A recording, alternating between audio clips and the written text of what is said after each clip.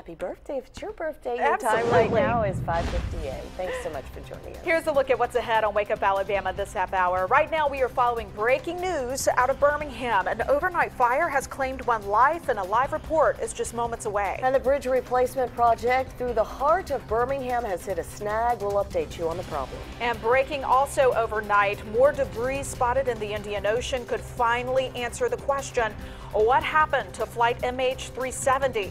It disappeared more than a year ago.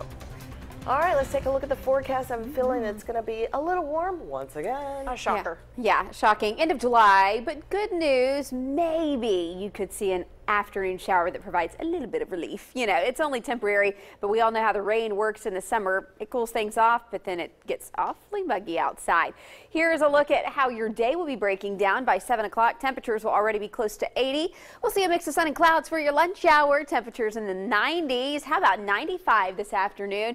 And again, I'm calling for afternoon showers and storms. These will be widely scattered and no rain to start your morning today, but I am going to track some afternoon showers. Here's a look at the futurecast as we roll through the afternoon hours from Gadsden down towards Clinton. I think that's where the better line of development will be. There's a boundary setting up, and any place along and southeast of this boundary is pretty much fair game for some wet weather. But this boundary is already pushing south of Coleman, Hamilton, even Jasper and Tuscaloosa. So I don't foresee significant rainfall west of 65 today.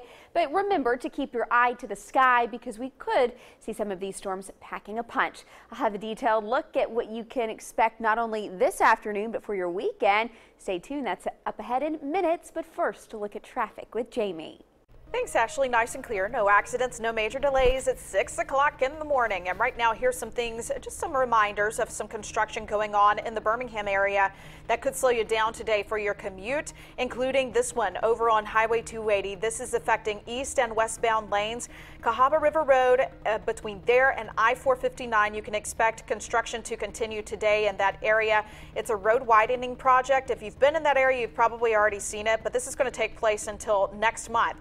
So give yourself plenty of time on Highway 280, especially during rush hours, and definitely play it safe in that area. In the meantime, we're watching things closely. Any accidents, major delays, plus your drive times, and some more construction we'll bring to your attention coming up in 10 minutes. Time now is 6:01. We have some breaking news that we're following for you right now. An overnight fire has claimed one life, and right now Lillian Lalo is live on the scene. She joins us now with the very latest information this morning.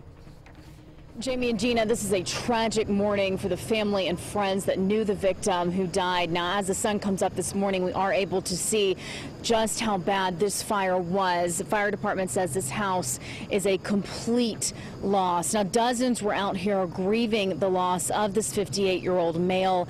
Now, the family tells me his name is Leguster Hatworth.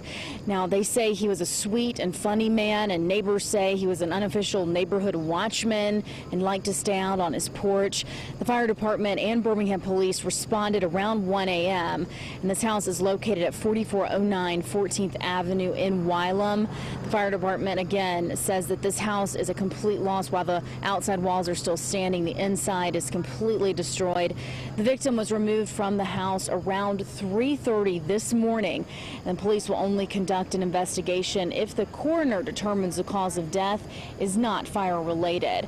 And then the fire department will conduct their investigation to determine the cause of this fire. Live in Wylam, Lillian Lalo, WIAT 42 News. Coverage you can count on. All right, Lillian, thank you. We are also following breaking news this morning out of Vestavia Hills. Oh, yeah, an overnight fire has gutted an apartment building there as well. For the very latest on this, we have a live picture from Vestavia Terrace condos on Macy Road. Fire crews are still putting out the hot spots. We are now working right now to determine if anyone was injured in this fire. The cause is under investigation this morning. Also this morning, the Alabama Department of Transportation is scheduled to replace the elevated bridges of I-2059 in the near future. Now, that work was supposed to start as early as this fall. The contractor employed by the state to do the work has run into some delays. During the last night's meeting, members of ALDOT explained that they are asking the contractor to aggressively approach the project. We've also learned that a meeting between the agency and the state will be held sometime next month to go over these problems that continue to delay construction. As of this morning, the state cannot say with any amount of certainty when work will begin or when the project will be finished. And that's a big point of concern as the bridges themselves pose a risk to public safety. The bridge is currently deteriorating, and we're having to perform continuous maintenance on that on the bridge, and it has reached its useful life. ALDOT has determined that there is no patching the problem, meaning that the bridge will have to come down, forcing a complicated system of alternative routes to be employed until the work is finally done. Also breaking overnight, it may not be long before we know conclusively if debris washing up in the Indian Ocean is that of missing jetliner MH370. Engineers are trying to read several numbers listed on the debris, and if those numbers can be read, then investigators will be able to cross-reference them with known numbers used on MH370. If the debris turns out to be from the missing aircraft, it will be the first confirmation that the plane crashed into the Indian Ocean after it vanished on the 8th of March back in 2014, will actually be that plane. Oceanographers always said that the debris, if we found any, would be southern Indonesia or on the east coast of Africa or one of the islands. So quite likely this is from MH370. Now, if the find proves to be the part of the missing aircraft, it would also be consistent with the theory that the plane crashed within the 46,000 square mile search area just southwest of Australia.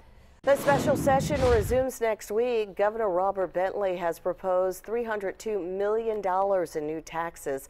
Lawmakers will consider those taxes to close a $200 million shortfall. More money is needed for Medicaid and new prison reforms. The new budget year starts October 1st. And Governor Bentley isn't the only one looking for more money. State Superintendent Dr. Tommy Bice says cash appropriated for education is insufficient. Bice says Alabama has seen 6 years of decreased spending on each student by the state. Your time right now is 6:05, and if you have a bachelor's degree in math and are free between 7 and 4 during the week, we may have an option for you. One school system is offering nice bonuses as they try to fill their need for math teachers. And egg and poultry prices are way up right now. We'll speak with local poultry farmers about what they're doing to prevent bird flu from contaminating their flocks. But first, lightning strikes, they're no joke. Coming up, we'll hear from one woman who survived a direct hit. You're watching Wake Up Alabama with coverage you can count on.